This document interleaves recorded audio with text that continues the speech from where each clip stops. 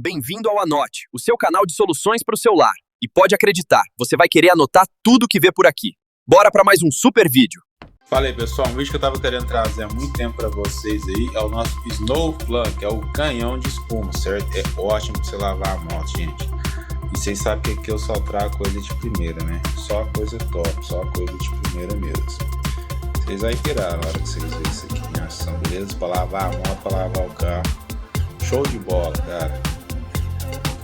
Cara, deixa eu te falar, eu tô usando esse aqui já tem mais de um mês, certo? Então por isso que eu tô trazendo um vídeo aqui, novo.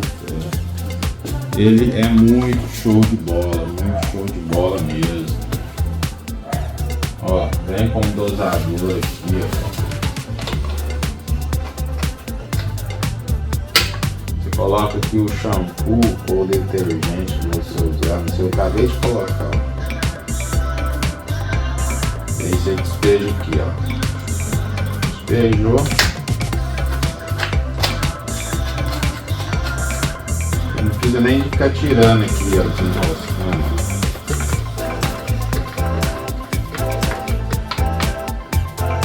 Ó, tem uma lecada aqui, ó. Esse é o detergente, beleza? Olha lá, ó.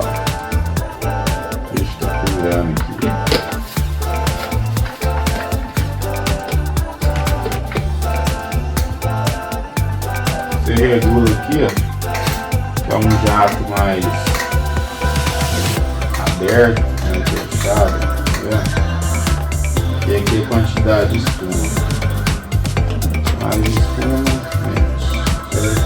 Isso aqui é um adaptador, tá? Vai depender da sua máquina, se colocar na sua máquina as máquinas de lavar carro aí, ó, cada uma tem um gato. Aí você vê qual que dá certo. Precisa com vocês uma vez só. Ah, aqui também,